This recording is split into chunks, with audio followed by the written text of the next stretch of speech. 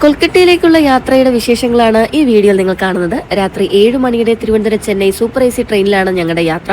6:15 കഴിഞ്ഞപ്പോഴേ ഞാൻ ഹാജരായിട്ടുണ്ട് കേട്ടോ.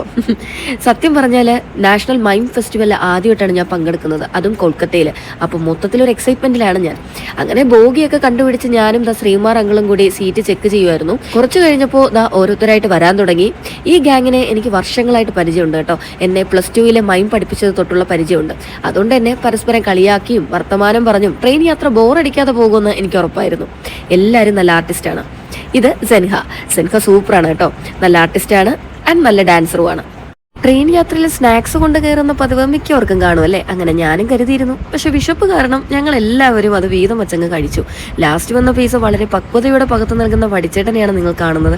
പേര് കേട്ട് ഞെട്ടണ്ട, ഞങ്ങൾ സ്നേഹത്തോടെ വിളിക്കുന്നത് അങ്ങനെയാണ്. സൂക്ഷിച്ചു നോക്കിയാൽ നിങ്ങൾ വടിച്ചേട്ടനെ സിനിമയിലൊക്കെ കണ്ടിട്ടുണ്ടാവും. അങ്ങനെ ട്രെയിൻ എടുത്തിട്ടുണ്ട്. ഒരുപാട് ഓർമ്മകൾ കൂട്ടിച്ചേർക്കാൻ യാത്ര തിരിക്കുകയാണ് കേട്ടോ.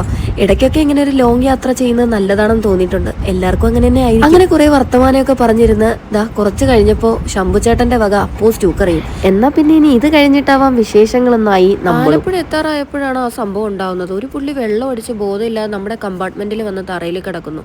ഒരേ സമയം പാവവും തോന്നി, പേടിയും തോന്നി. പക്ഷെ ഇങ്ങനത്തെ അവസരങ്ങൾ പേടിച്ച് നിൽക്കാതെ വേണ്ടപ്പെട്ട അധികൃതരെ അറിയിക്കുക എന്നതാണ് ചെയ്യേണ്ടത്. ഉടനെ തന്നെ ഞങ്ങൾ ആലപ്പുഴയിലെ റെയിൽവേ അധികൃതരെ വിളിച്ചറിയിച്ചു. ട്രെയിൻ സ്റ്റേഷനിൽ എത്തിയപ്പോൾ തന്നെ കമ്പാർട്ട്മെന്റിൽ നിന്ന് അദ്ദേഹത്തെ വിളിച്ചുകൊണ്ടുപോയി. യഥാസമയം എത്തിയ റെയിൽവേ പോലീസ് അത് കൈകാര്യം ചെയ്തിട്ടുണ്ട്. പിന്നെ ഞങ്ങൾ കിടക്കാൻ റെഡിയായി. ഈ റീൽസിലൊക്കെ കാണുന്ന പോലെ കമ്പാർട്ട്മെന്റ് ഫുള്ള് വൈറ്റ് ആയതുകൊണ്ട് മൊത്തം ഒരു പ്രേതാലയം പോലെ തന്നെയായിരുന്നു. AC കമ്പാർട്ട്മെന്റ് ആയതുകൊണ്ട് തന്നെ ചൂടിന്ന് രക്ഷയുണ്ടായിരുന്നു കേട്ടോ. അങ്ങനെ പിന്നെ വർത്തമാനമൊക്കെ പറഞ്ഞ് തമാശയൊക്കെ അടിച്ച് ഞങ്ങളിതാ സുഖമായിട്ട് ഉറങ്ങാൻ കിടന്നു.